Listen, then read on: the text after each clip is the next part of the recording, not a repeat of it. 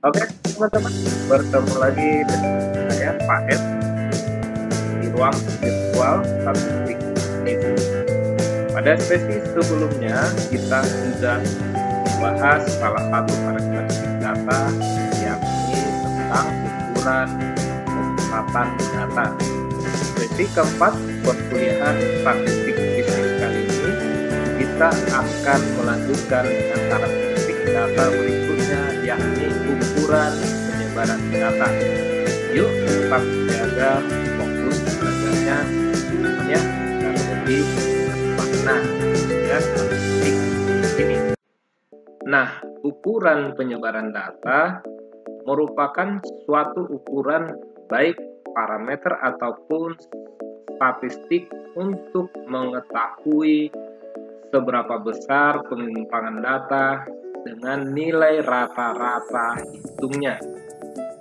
Nah, ukuran penyebaran data ini membantu untuk mengetahui sejauh mana suatu nilai menyebar dari nilai tengahnya semakin kecil atau semakin besar data tersebut. Di sini kita pinjam satu contoh dari data inflasi Bank Indonesia periode Mei 2020 hingga periode Februari 2021. Nah, di sini terlihat jika kita ukur nih dari presentasinya, rata-rata inflasi di Indonesia untuk Mei 2020 sampai dengan Februari 2021 sebesar 1,6% kalau kita ambil rata-rata di sini. Nah, dan kisaran data yang kita ambil di sini antara 1,32% hingga 2,19%. Nah, dari data ini juga menunjukkan, misalkan lagi sebaran data ini, kita bisa melihat berapa misalkan rata-rata bunga bank yang tertulis misalkan 11,43% per tahun, namun kisaran bunganya masih di antara 7,5 sampai 12,75. Dari kedua kasus ini, jadi dari rata-rata antara 1,6 dengan bentangan data yang ada selisih, ada penyimpangannya. Nah, di sini terlihat dalam usaha membandingkan sebuah data atau beberapa rangkaian data, penggunaan ukuran pusat data saja seperti yang kita contohkan di sesi sebelumnya tidak akan memberikan hasil yang begitu baik, bahkan dapat memberikan hasil yang menyesatkan kalau hanya kita berdasarkan ukuran pemusatan data saja. Jadi, ada beberapa kemungkinan yang terjadi jika antara ukuran pusat data, misalkan rata-rata seperti ini, dan ukuran variabilitasnya, data dihubungkan satu dengan lainnya. Jadi akan ada perbedaan, akan ada penyimpangan. Itu yang mau kita simak untuk materi perkuliahan berikut ini dalam ukuran penyebaran data. Nah, beberapa hal yang akan kita pelajari dalam ukuran penyebaran data ini, diantaranya range ini disebut juga jangkauan atau kisaran ya. Deviasi rata-rata juga diistilahkan dengan simpangan rata-rata, SR, tergantung literatur yang kita gunakan, variansi ataupun raga, dan simpangan baku atau sering dikatakan standar deviasi. Nah, ukuran penyebaran data lainnya, misalkan ukuran kecondongan atau kemiringan, angka baku atau nilai standar, juga koefisien variansi merupakan bagian dari ukuran penyebaran data yang akan kita pelajari di sesi ini. Teman-teman, beberapa bentuk ukuran penyebaran data kalau kita lihat dari perbandingan grafik, teman-teman ya. Sini ada satu rata-rata grafik di sini rata-rata dengan penyebaran berbeda. Jadi rata-ratanya sama nih, tetapi penyebarannya berbeda. Nah, ini terlihat meskipun ukuran datanya ini terlihat keruncingannya ya lebih runcing, dan yang warna merah di sini dia terlihat lebih pandai. Nah, ini contoh jika rata-ratanya berbeda dengan penyebarannya berbeda. Kan terlihat grafik atau poligonnya itu yang satu lebih condong ke kanan dan yang satu lagi lebih condong ke kiri. Juga akan terlihat situasi jika rata-ratanya berbeda dengan penyebaran yang sama. Jadi rata-ratanya berbeda, penyebarannya sama, tingkat keruncingan grafiknya pun akan berbeda. Nah, itu semua bisa kita ukur nanti dengan ukuran penyebaran data. Ya, ini beberapa ciri-cirinya yang bisa terlihat apabila antara rata-rata sama tetapi penyebaran datanya itu berbeda. Dan ini contoh apabila rata-ratanya berbeda dan penyebarannya juga berbeda, akan memiliki grafik yang berbeda dari condongan ke kiri ataupun condongan ke kanan. Sementara untuk rata-rata yang berbeda dengan penyebaran yang sama akan terlihat kurvanya ukuran keruncingan yang berbeda. Nah, teman-teman, di antara ukuran penyebaran data yang sering kita dengar yaitu range atau jangkauan. Jangkauan ini merupakan selisih antara nilai terbesar dikurangi nilai terkecilnya, atau X maksimum dikurang X minimumnya, disimbolkan dengan R. Atau ada juga yang buat literatur yang menuliskan bahwa jarak atau range itu merupakan nilai terbesar atau datum terbesar dikurang datum terkecil. Jadi, di sini ada sebuah contoh data tunggal. Tentukan range-nya dari kata berikut ini. Nah, tentu kita perlu mengumpulkannya dari data terkecil hingga terbesar agar lebih spesifis. Ini sudah terurut. Data terbesarnya terlihat jelas di sini adalah 60 dan data terkecilnya adalah 20. Maka R-nya atau range-nya ataupun jaraknya adalah 60 dikurang 20 sama dengan 40. Nah, ukuran penyebaran data berikutnya adalah deviasi rata-rata atau sering juga kita namakan simpangan rata-rata. Jadi, simbol ini tergantung literatur apa yang kita gunakan ya, teman-teman ya.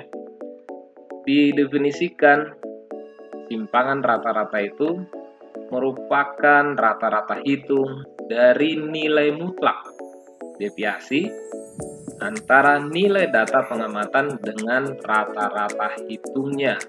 Jadi, dirumuskan di sini untuk data tunggal, simpangan rata-rata itu SR itu sama dengan 1/N kali sigma total dari selisih antara nilai datanya, datum ke I hingga ke N, dikurang nilai rata-ratanya. Bahkan lalu dibagi N. N itu banyaknya data, banyaknya datum. X bar di sini adalah rata-rata hitungnya. Jadi kita perlu menghitung rata-rata hitungnya terlebih dahulu. Kemudian nilai tengahnya atau bobotnya dikurangkan dengan rata-rata hitungnya. Diambil harga mutlaknya. Atau deviasi rata-rata ini sering juga disimbolkan dengan MD, rata-rata, median deviasi ya. Sigma XT kurang X bar dibagi N. Sama saja ya, hanya literaturnya saja yang berbeda ya teman-temannya, sehingga penulisannya berbeda. Simbol-simbol ini ada yang buatkan SR simpangan rata-rata, ada yang buat MD median rata-rata. kemudian deviasi rata-rata. Kemudian kita ambil di sini satu contoh. Tentukan simpangan rata-rata dari data. Ini saya ambilkan data tunggal dan kita lebih gampang dulu ya. Kita mulai belajar dari yang lebih gampang untuk mengingat kembali pelajaran kita di tingkat sebelumnya. Ada angka 6, 4, 8 masih acak ya. Kita disarankan di sini mencari simpangan rata-ratanya. Maka kita perlu cari dulu rata-ratanya atau X-bar-nya ya, yakni jumlah seluruh data ini dibagi N-nya. Jadi ditotalkan semuanya, kemudian dibagi N-nya, ada 7-nya. Nah, data di sini N sama dengan 7. Kemudian dibagi, ketemulah 8. Nah, ketika rata-rata X-bar ini sudah ketemu, dengan nilai-nilai yang ada di sini, nanti akan ada kemungkinan selisihnya itu dengan data pertama ini misalkan 2, ya, dengan data kedua ini misalkan 4, ya, akan ketemu yang bernilai negatif. Dalam hal ini, kita pakai nilai mutlaknya, yakni misalkan di sini 6 dikurang 8 min 2, mutlak min 2 adalah 2, jadi tidak berlaku yang negatifnya. Atau misalkan data kedua dikurang rata-rata di sini 4 dikurang min 8 adalah min 4, mutlak min 4 adalah positif 4. Jadi tidak berlaku yang negatif. Semuanya dijumlahkan kemudian dibagi N, itu 7. Sudah, nilainya adalah 2. 2 lah simpangan rata-rata dari contoh kasus ini. Oke. Kita lihat berikutnya varian dan standar deviasi.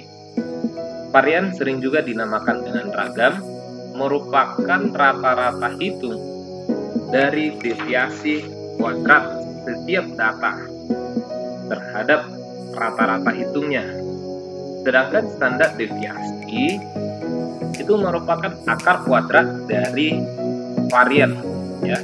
Akar kuadrat dari varian dan menunjukkan standar penyimpangan data terhadap nilai rata-ratanya. Nah, di sini dirumuskan variansi data tunggal, ragam data tunggal. Nah, S kuadrat 1 per N kurang 1 kali sigma XI kurang X bar kuadrat. Nah, kemudian simpangan baku untuk data tunggal atau standar deviasi untuk data tunggal itu adalah hasil akar dari S kuadrat ini, ya, sama, tinggal diakarkan saja. Nah, variasi untuk data berkelompok S kuadratnya bedanya kalau di sini tidak ada FI kali XI kurang X bar kuadrat, ini ada, ya, dikalikan FI-nya, frekuensinya, dan tentunya karena dia data kelompok dari kelas 1 sampai kelas ke K.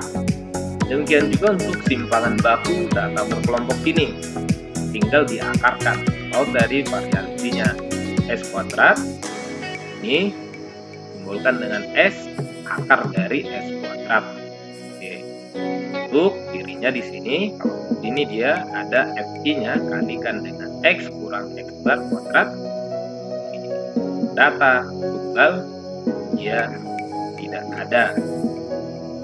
Baik, teman-teman, ada satu lagi yang sering digunakan dalam variasi ataupun standar deviasi ini, yakni sigma kuadrat.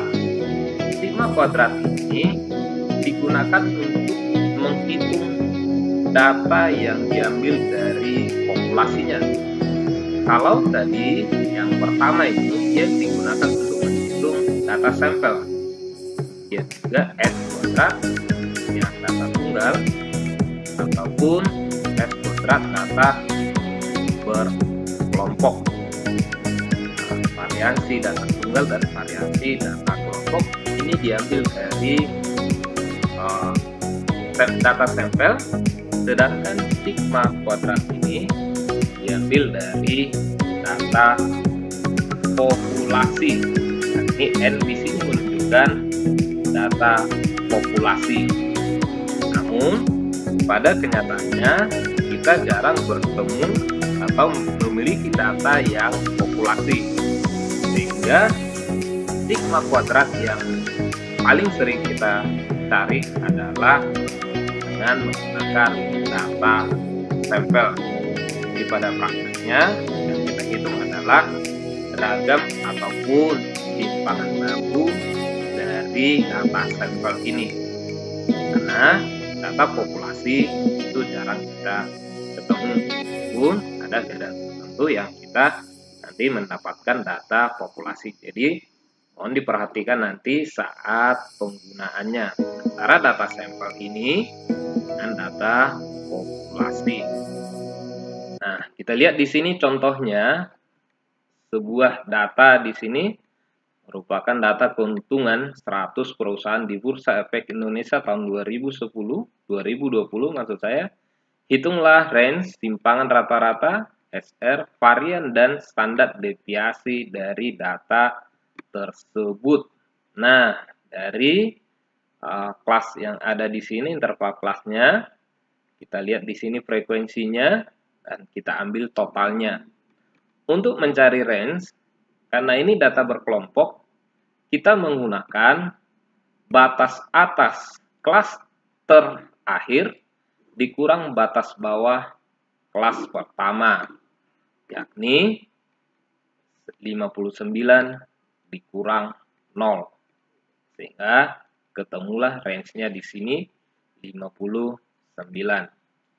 Nah, selanjutnya menentukan simpangan rata-rata yang tadi kita rumuskan. SR itu untuk data kelompok adalah 1/n sigma FI kali nilai mutlak dari XI dikurang X rata-rata, X bar. Ya. Nah, untuk memperoleh X bar ini kita harus cari dulu rata-ratanya. Dimulai dari tabel ini. Jadi kita tinggal tambahkan tabelnya, ambil nilai tengahnya. Masih ingat kan ya? Nilai tengahnya, tambahkan batas atas dengan batas bawah, kemudian dibagi 2, dan seterusnya hingga ke kelas terakhir. 59 ditambah 50, kemudian dibagi 2. Nah, selanjutnya kalikan FI kali XI ini. Ya, kalikan FI kali XI, karena ini merupakan data kelompok. Nah, 12 kali 4,5, 54. Demikian seterusnya hingga 10 kali 54,5, 545. Nah, langsung jumlahkan. Di sini sudah ketemu 3030 lah. Jumlah F kali XI. Nah, dari sini kita dapatkan rata-ratanya atau X barnya, yakni sigma F kali XI yang ini sudah saya tandain di sini dibagi sigma F yang ini jumlah frekuensinya. Ini 3030 dibagi 100, 30,3 lah X barnya atau rata-rata hitungnya. Nah, kemudian kita cari lagi nilai mutlak XI dikurang X bar ini. Jadi kita cari, kurangkan X ini ya dengan rata-rata X barnya 30,3 ya, 4,5 dikurang 30,3 nilainya adalah min 25,8. Yang diambil adalah positifnya, nilai mutlaknya. Jadi tidak berlaku yang negatif, meskipun hasilnya adalah min 25,8, yang diambil adalah nilai mutlaknya yaitu 25,8. Dan seterusnya. Untuk yang dia di atas rata-rata, tentu nilainya nanti sudah langsung positif. Contoh di sini 34,5 dikurang 30,3, 4,2. Seterusnya hingga XI nilai tengah 54,5 dikurang 30,3. Nah, hasilnya kalikan frekuensi ini dengan nilai mutlak XI kurang X bar tadi. ya. Ini X bar kalikan 12 dikali 25,8 itu yang dinamakan F kali XI kurang X rata-rata, nilai mutlak XI kurang X rata-rata, lalu totalkan. Di sini udah ketemu jumlahnya. Nah, angka inilah yang kita masukkan ke rumus ini. 1222 dibagi frekuensinya, yakni 100. Angkanya adalah 12,20. Nah, selanjutnya kita akan menghitung variannya, ya. Varian data berkelompok dirumuskan di sini S kuadrat adalah 1 per N dikurang 1 dikali sigma Fi kali Xi kurang X bar kuadrat. Nah, di sini kita pakai N kurang 1 karena data kita merupakan data sampel, teman-temannya, itu perlu diingat. Nah, berarti data apa lagi dari tabel ini yang perlu kita tambahkan, yakni Xi kurang X bar dikuadratkan. Cari dulu Xi kurang X bar kuadrat.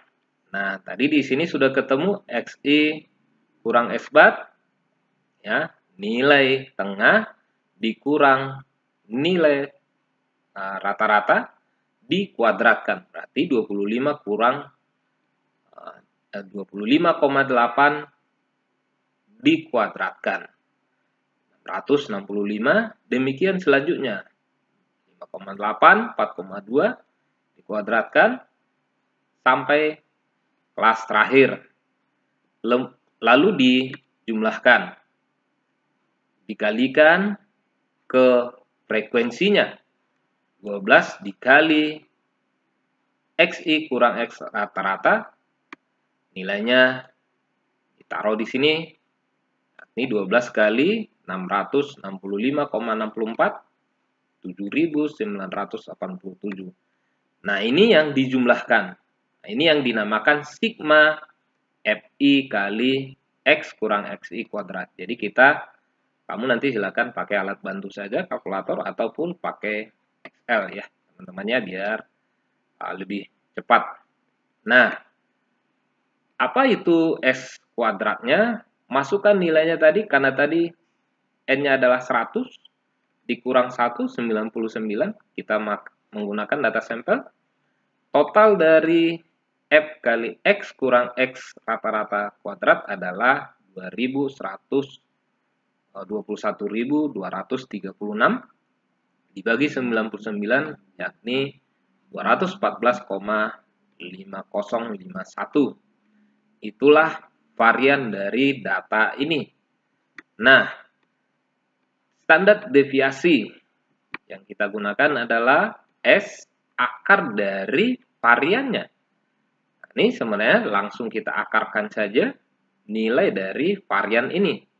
Jadi kita tidak perlu mengulang lagi, langsung saja masukkan nilainya. Jadi standar deviasinya adalah akar dari 214,5051, dapat di sini 14,64. Inilah standar deviasi daripada olahan data yang sudah tersaji dalam tabel frekuensi berikut.